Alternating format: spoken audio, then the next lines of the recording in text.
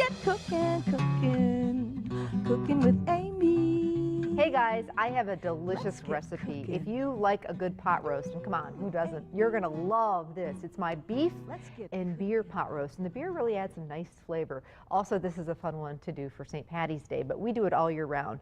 And it's so easy. Everything's right in there too, which is what I love about it.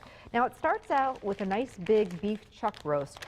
I like to, when I'm doing a pot roast, do a big one because I think the leftovers are a good thing. Turn them into, vegetable beef soup, hot beef sandwiches.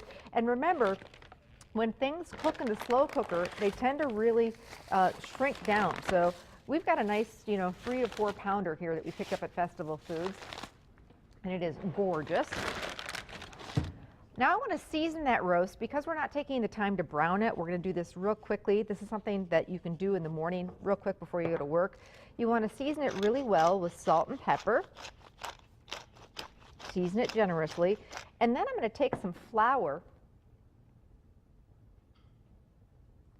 and coat the roast with flour. This is going to keep you from having to thicken that gravy when you come in after a long day. It's just already going to be done for you. So just take some flour and kind of dredge both sides of the roast into the flour.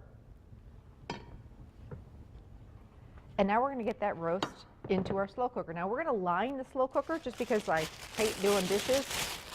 Who does like doing dishes? And this is just one of my new favorite things. These are slow cooker liners.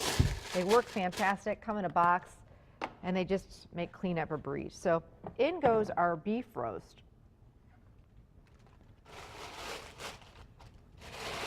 And then I've got all this other flour, and I don't want to throw that out. So basically I'm going to take some beef stock. I like a lot of gravy with my beef roast.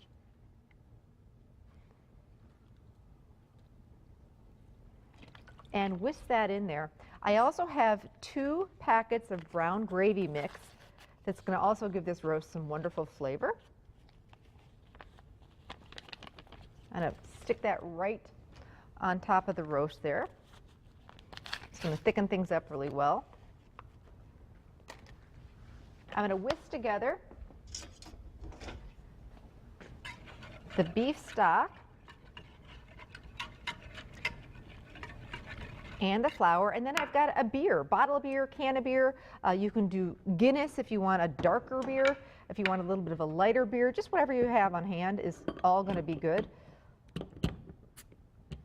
This happens to be a Killian's Red, which is something sometimes we have on hand in our house. So 1 bottle of beer.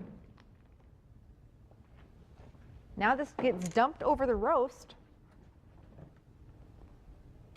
and that beer in there is going to give it such great flavor. You could also use non-alcoholic beer if you wanted.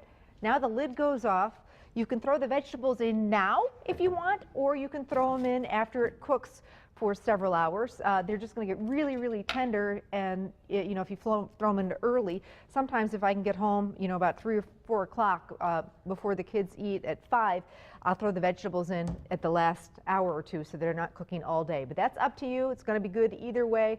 Traditional pot roast vegetables, nice big chunks of celery, carrots, potatoes, onions. So here you go. Our roast has been cooking all day.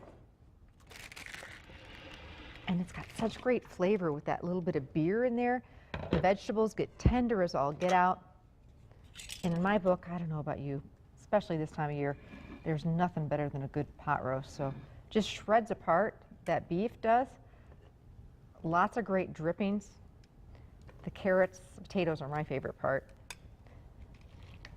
Onions, celery. So there you go, my beef and beer pot roast. Just a real easy way to make pot roast at home in your slow cooker, and that beer adds lots of great flavor and creates lots of nice drippings.